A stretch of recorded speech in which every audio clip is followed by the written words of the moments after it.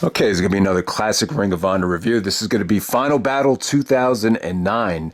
So this year we're reviewing all the bad Final Battles. Well, these Final Battles weren't bad. They just weren't, classic or amazing shows like the even number ones were. So, Final Battle 2009, a very disappointing show. Now, this show was very important for Ring of Honor. You got to remember, this is the very first live internet pay-per-view ever.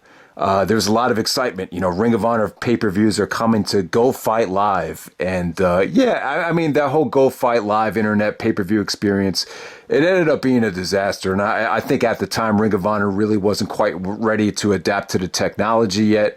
The fact is the pay-per-views needed to go live. I thought the tape pay-per-views, they were cool at first, but after a while, they kind of got in the way. I think the waiting time to actually see a lot of the pay-per-views is just way too long. I'll give you an example. Nigel, Austin Aries Rising Above. I actually saw that match live on December 29th. I wasn't able to see it on DVD until like the end of April or maybe like until maybe the school year ended. So the waiting time was just too long. So something really needed to be done about it. So I really wanted the Ring of Honor pay-per-views to go live. But in retrospect, I think the negatives kind of outweighed the positives. And I thought it was really cool how, there was an exclusivity about, going to the Ring of Honor shows live and actually doing reviews of the shows when no one else was able to see them. And then when you finally got to see them on DVD, it was still a huge deal. So I kind of missed those days to a degree. But yeah, it would have been cool to have, the Ring of Honor roster, the heyday roster from like 2005 to 2007 would have been really cool to actually have, that roster have live pay-per-views. Not internet pay-per-views, but actually be able to order live pay-per-views. That would have been really cool. But, with Final Battle 2009, we go back to New York City, the Grand Ballroom. They actually moved the shows back upstairs to the Grand Ballroom at this time. And like I said, guys, the show was just a nightmare. You guys remember it snowed that day, so a lot of people couldn't get home. They couldn't get on a bus to go home, or they had to wait a really long time to get on a bus. Luckily for me, my dad actually lives in the city, so I was able to jump over to his house or his apartment. But it was just a nightmare of a show just because of the way the main event was booked. Looking back on it, it was just a crummy way to end a really good year. 2009 was an extremely good year for, I would say North American wrestling. When you combine WWE, TNA, ROH, PWG, Chikara, Dragon Gate USA, it was a really good year. I really enjoyed that year. When you look at all the different pro wrestling companies that were active at that time. But Final Battle 2009, man, I have to say that this show was, really disappointing.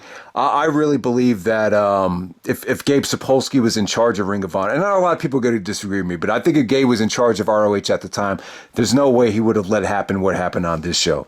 That's just my opinion looking back on it. And, it just kind of sucks. I really think, Gary Silkin, he had good intentions. He wanted Ring of Honor to get on TV. But I think when you look back on it, when you look at this show right here, you're seeing the side effect of an owner getting in the way. You see it all the times, and especially with New York sports teams, when the James Dolan of the Knicks or the Maras with the Giants, when the owners get in the way, you see what happens. And, it just, things just kind of fall apart sometimes when the owner gets in the way. But let's go back to Final Battle 2009. Not everything was terrible. I've actually reviewed this show before. I gave you a live thoughts video, and I actually reviewed the show with Honor Hammer way back in the day, almost 10 years ago. So, but I've never given you a full DVD review of it with just me talking over for the audio. So let's get right down to it. First match of the night, we had a Pick 6 Series 4-corner survival match. All right, so this was kind of confusing. Back in 2009, 2010, Ring of Honor used to do this Pick 6 series. They were ranked the number one contenders, and you would have to get into the Pick 6 as far as the rankings go. For the whole thing was just a mess. I think it was very confusing looking back on it, but it is what it is. Kenny Omega. God, you have Kenny Omega on this show taking on Rhett, Titus, Claudio Castagnoli, and Colt Cabana in the Four Corner Survival opener. This is a little bit too short for me. I thought this was one of the brightest spots on the show. In retrospect, man, Kenny Omega should have been better utilized here because the opportunities were few and far between for to showcase Omega's talents, especially, man, because Omega actually missed Final Battle the very next year when he's supposed to face Eddie Edwards. We never got to see that match here, but this match is just too short for me.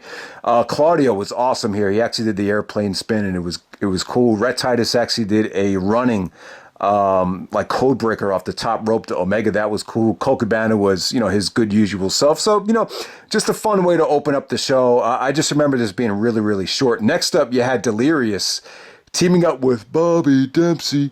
So you had Delirious and Bobby Dempsey teaming up to take on Bison Smith and Erick Stevens of the Embassy. You had Prince Nana out there with them. What can I say about this match? Yeah, I actually totally forgot that Bobby Dempsey got on this card. This is a really big spot for him. Dempsey had turned face, and he beat up Sweet and Sour Incorporated in the steel cage match almost a year ago. At this point, Bobby Dempsey got really over because a lot of people just felt bad for him because he was a really fat dude from the ROH wrestling school. He really just had no chance of making it in wrestling. And, Chris Hero, Larry Sweeney treated him like shit. So at this point, Dempsey teamed up with Delirious here. Delirious actually came out with Daisy Hayes. So they finally became friends there.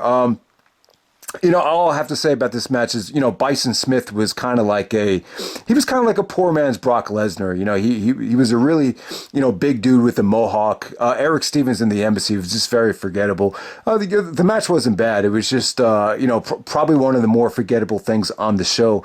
So let's move on from here. Next up, we have the Fight Without Honor match. You have Chris Hero taking on Eddie Kingston. And, Hero and Kingston have a huge, history. They were both part of CZW. I believe legit in real life, like they did not like each other. They even in the ROH versus CZW feud, they actually made it known that they were putting their differences aside to actually team up to take on Ring of Honor. So Eddie Kingston cut a lot of great promos leading up to the show, and Kingston wasn't really like a mainstay in Ring of Honor. They just brought him in for this match to work with Chris Hero. It was kind of weird. Eddie Kingston at the time was more of a Chikara guy. He had a great run from 2009 to 2011 in Chikara. But, Hero and Kingston, man, these two guys, they really hated each other. Eddie even said in a lot of the promos that, a lot of people thought he was wrong when he came out and said negative things about Hero, but then he said he turned out to, a lot of the things that I said I turned out to be right about. So Eddie Kingston, I kind of have mixed feelings on him. He's great at promos, he's great at speaking from the heart. To me, he's hit or miss. I think sometimes Eddie Kingston comes off as kind of trashy, kind of bulliness, but kind of like a bully.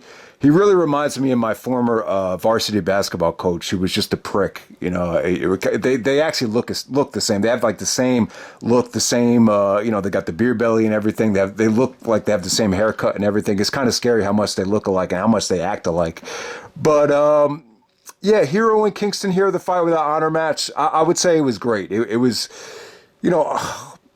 one of the best matches on the show. It did the best match of the night. It's either between Hero and Kingston or the Kevin Steen and Generico and the Young Bucks. It really is a toss-up between it. But, the match had great intensity. Kingston really put his body on the line. He actually said that Ring of Honor is the best company in the world in one of the promos here. So I'm curious to know why Kingston really didn't get booked more often after this match. And Kingston actually went over, so it's really puzzling as to why they didn't bring him back for a really long time after this match. But they actually took out a chain. Hero was beating the crap out of Kingston with the chain. Hero actually did a power bomb off the top rope on the steel guard. They actually took off the steel guardrail, and Hero actually power bombed them off the top turnbuckle on the steel guardrail. So that was a crazy spot. Eddie did a lot of vicious T-bone suplexes to Hero, and just a war right there. It really delivered. You could feel the hatred between Hero and Eddie Kingston, the two guys from CZW. They brought this feud over to Ring of Honor, and it came out really well. You got good promos from Eddie. Hero actually lost the match, but him and Claudio would team up later on tonight and reform the Kings of Wrestling. All right, so next up we have Kevin Steen and El Generico taking on the Young Bucks. So after the match was over, Kevin Steen was going to announce his retirement from wrestling. But, it seemed legit at the time. Kevin was going through a lot of knee injuries. He was carrying a lot of weight. I actually saw Kevin Steen at a Dunkin' Donuts, Edison, New Jersey, a month earlier to this, waiting for the show to start. So, going to Dunkin' Donuts before wrestling in the main event is not, ideal for the actual diet. But I think Kevin Steen was going through a lot at the time, emotionally and health wise. So it seemed legit that Kevin Steen was actually going to retire from wrestling. Young Bucks were, just really making a name for themselves in 2009. They had a great showing at the PWG DDT4 tournament. They were consistently being booked at some of the bigger Ring of Honor shows. They actually faced Steen and Generico at Battle of Los Angeles, which was actually a much better match than this. This was good, but it wasn't quite as good as the Bola match. But it was still really, really good stuff. Young Bucks actually got the surprise victory here. You had Steen and Generico actually kicking out of the more bang for the buck. The match definitely delivered, even though Steen was selling the fact that, he had nothing left. He still looked great in this match. But you remember this whole thing about the Steen turning on Generico here. And it was so well done. And I got to give credit to Kevin Steen. He knew exactly how to play this. He started off just like ripping someone in the crowd that said something fresh to him, and he really got the fans behind him. And then he started thanking like all these people in wrestling and guys, former ROH champions. He thanked Nigel McGuinness. He thanked Bryan Danielson, thanking this guy, thanking that guy. So it was like, holy shit, they're really dragging this out. And then when he hugs El Generico at the end, there's just a long pause, and then all of a sudden, you just hear him say, "I hate your fucking guts," and then he kicks him in the balls.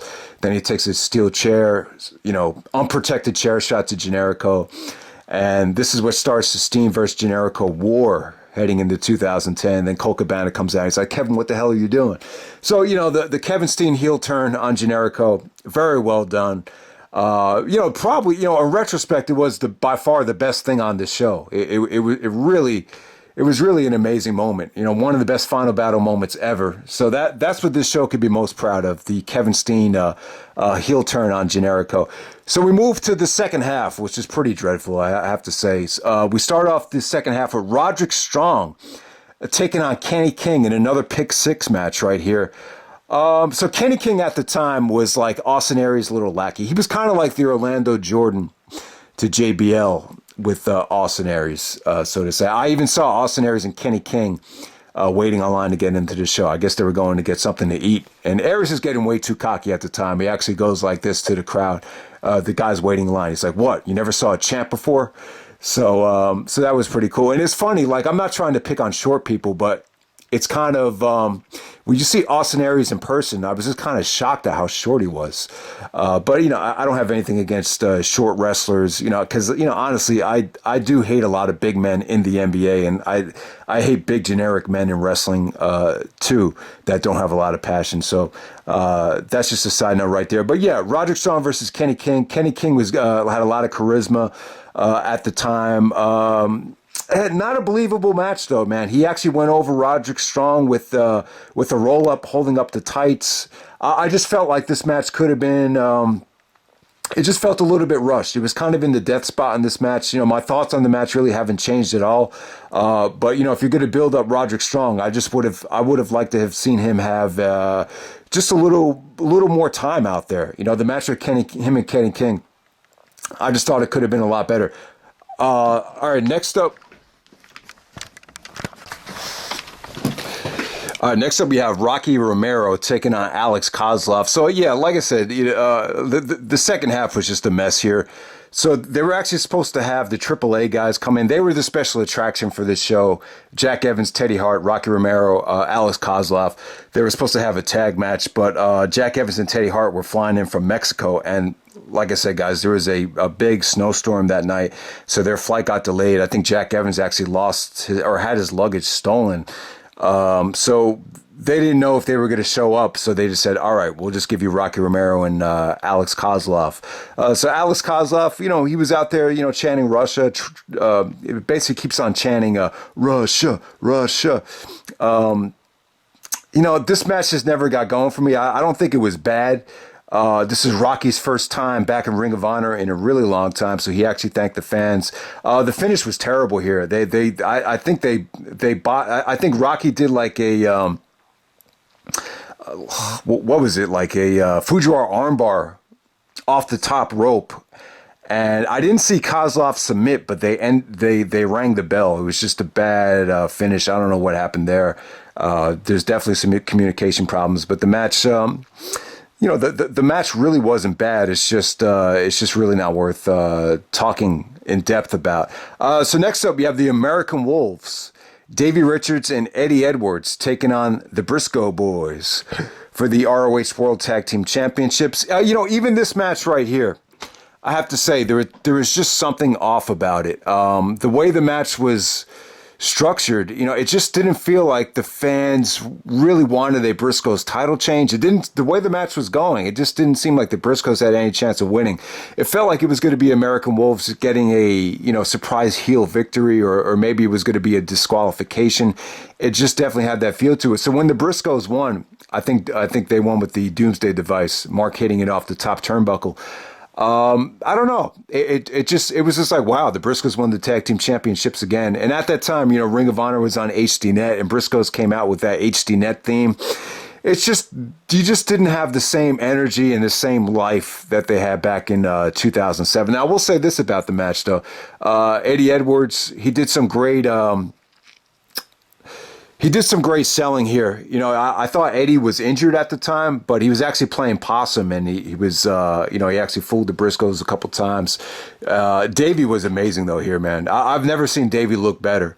I think you could have put Davey in the ring with anyone in the main event on this show, and not anyone, but I think if you went with Davey and Tyler as the main event on this show, I think it could have been a 5-star match, because Davey's intensity was just like, there were so many times when Davey was in the ring in this match where I'm just like, holy shit. He was just so like, I don't know. It's just so intense, and just so, everything he did just had so much oomph behind it. Yeah, so Davey looked incredible here. The match could have been better. The match definitely had its moments towards the end. The beginning of the match, I was like, man, this is just really dragging. The crowd just has there's just no life to this match. But, I would say like the last 5 to 10 minutes are really picked up, and it ended up being a really good match, but still not to the level where you thought, these teams needed to be. I think Eddie actually was really going through an injury, even though he was playing possum here. Mark's knees had really taken a toll on him. You could just tell the Briscoes just weren't as athletic as they were, a couple years earlier.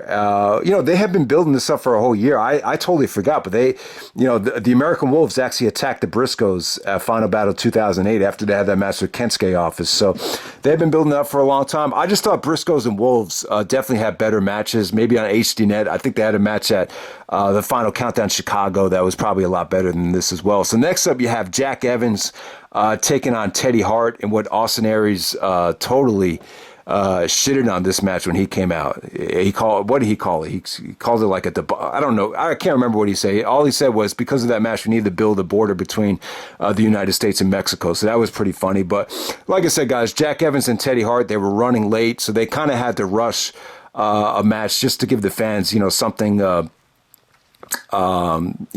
to give their fans their money's worth. And it was a good little spot fest here.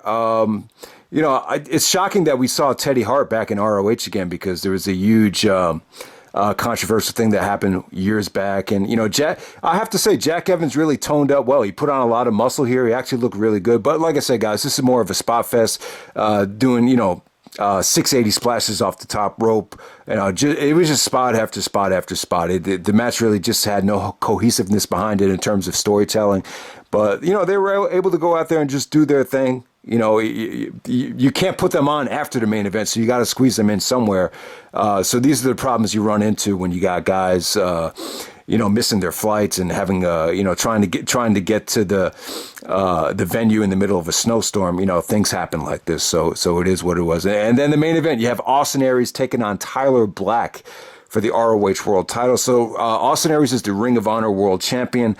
Tyler Black, Seth Rollins, gets the title shot here. And the match actually went a whole hour. It went to a 60-minute time limit draw.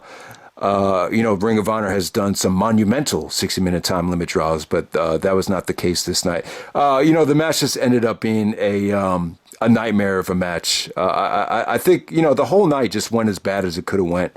It really did. And, there's been times when when you edit out some of the highlights of the match and you put together a mix of all the best stuff that the match had with, Tyler Black's offense and a lot of the good things that they did, you'll think, oh man, it was an amazing match. And I know some people that actually really liked the match. And maybe if you watched this live with live commentary, it would have come off a lot better. But the problem is you had just sit through a really, really long show. I think the show went longer than expected. You knew it was snowing outside, and a lot of people were worried about how to get home. So this is the last time you want to actually throw out a 1 hour time limit draw. It was just not the time to do it. Plus, if you're going to do that, you better have like a baby face that's like massively over. The problem was Tyler Black was not that over at the time. He had, they really missed the ball on Tyler Black. If he was going to win it, he should have won it back in 2008, whether Final Battle 2008, Take No Prisoners 2008, it would have came off a lot better if Black won the title a little bit earlier. Here, it had been built up too much, and by the, they put the belt on other guys before Black, and it just didn't have the specialness behind it that it would have had he beat Nigel if Nigel was still the champion. So you had Tyler Black actually lose to Austin Aries in Mayhem 3. Then Tyler Black actually skips Glory by Honor 8 because of a neck injury. So you got 2 strikes against Tyler Black going into this match. A lot of times when you lose a match, the New York City fans are a little bit more tougher on you. They expect more out of you. And plus, he didn't really have a lot of momentum. It was just like he got the title shot out of nowhere. Now, Austin Aries and Black had a great match at Final Battle 2008, but they just couldn't follow it up here. So like I said, guys, the crowd was just really shitting on this match. They were chanting, "This is bullshit." They were chanting, "Black's a pussy." Now, Tyler Black, and it's kind of relevant too. I know the video is kind of irrelevant because this is 10 years ago, not Final Battle 2019. It's Final Battle 2009. But hey, CM Punk just said that, Seth Rollins is not that good at being a good guy. And, there will never be any better proof of that than this match right here. He just, I think Tyler Black is a heel, Age of the Fall. I think he's really good. But at that time, Seth Rollins has come a long way on the mic, and I think he's good on the mic as a heel. But yeah, as a babyface, it's very difficult to do. And I can't say that Tyler Black at that time was really comfortable as a babyface, specifically with his promos. But hey, man, I got to pull a Mad Dog here, and I got to get on Austin Aries. I got to get on him. I gotta say, man, this whole Austin Aries character thing, it was just a huge flop, man. I have to say it. When you have an opportunity like this, the first live internet pay-per-view. New York City main event, ROH World Championship, for Aries to deliver this kind of match and wrestle this kind of way, because they wanted to get this character on TV. Like they wanted Austin Aries, they wanted the characters to kind of change for television, and that's what happened here. To me, Ring of Honor was always wrestling first, characters and storylines second. And with this match right here, they kind of went against the grain, and I felt like it bit him in the ass. But like I said, guys, you had Aries just playing a chicken shit heel, and I said it time and time again, chicken shit heels, they don't draw money, they turn fans away. There was actually a spot in this match where they actually brawled, backstage, and the fans were actually chanting, "Don't come back." I mean, God. Just so many things just went wrong in this match, Fans were actually chanting, "This match sucks." The punches that Black and Aries were throwing too, just the match was just lacking a certain sort of intensity. Black even said after the match, if you're not a fan of that, then you're not a fan of pro wrestling. I get what he's trying to say, but if that's what you were going for, the match could have been executed a lot better. But like I said, guys, it was just a bad night. It was a bad night to end a great year for Ring of Honor. I still think, even with the changes, I still think Ring of Honor had a great year in 2009. I thought pro wrestling as a whole had a really good year in 2009. There's a lot of things about 2009 I like, especially with the YouTube community and just everything that was going on at that time. It was just a crummy way to end a really good year. But yeah, that's Final Battle 2009. It's not an awful show. I think the show definitely has a lot of things to be proud of, specifically in the first half. But yeah, for the first internet pay-per-view ever, I think Final Battle 2009, it's a big letdown, and I think you can see signs of deterioration with the company, even at this time, I would say. All right.